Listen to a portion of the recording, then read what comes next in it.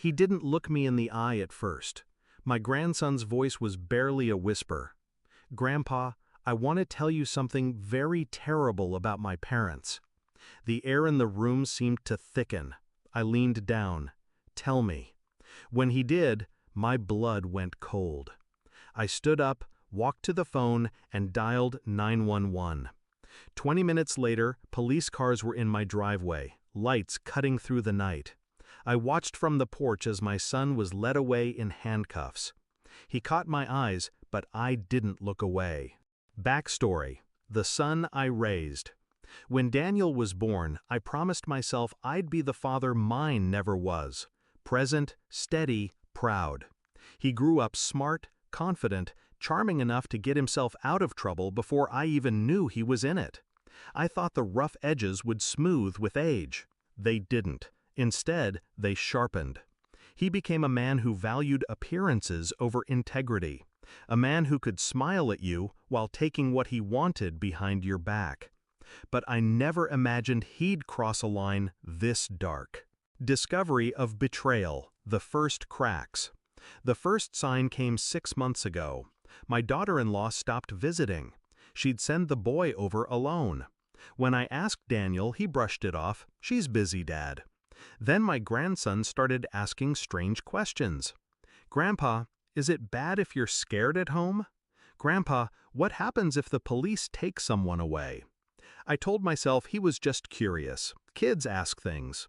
But deep down, I knew there was more. Shift in mindset, listening without alerting. That night, when he asked to talk in private, I didn't push him. I just nodded and took him into the study. The way he kept glancing at the door, it told me everything about the weight he was carrying. When the words came, they were small but sharp. His father, my son, was hurting him. Not in discipline, not in anger, in ways a child should never have to describe. The room tilted. My hands shook. But I didn't let him see. I couldn't explode. Not yet. If I lost control, I'd lose the chance to end it cleanly. Execution, calling in the weight of law. I called 911. My voice was steady. "This is a report of child abuse. The victim is here with me. The perpetrator is his father, my son." The dispatcher asked if the child was safe. I told her yes, for now. She told me to keep him inside and calm until officers arrived. I made him hot chocolate. I kept my tone light, like we were just having a late-night chat. But inside, my heart was a drum, each beat hammering against the rage I was holding back. Climax: the arrest. The red and blue lights painted the walls before the knock came. 2 officers stepped in, one taking my statement, the other gently leading my grandson to the kitchen for a quiet talk. Minutes later, another car pulled up. Daniel walked toward the house, probably wondering why there were police here. When they told him the charge, his smile collapsed. He turned to me, eyes wide, like I was supposed to save him. But I didn't move. I didn't speak. I let the handcuffs click shut. Resolution: the final reflection.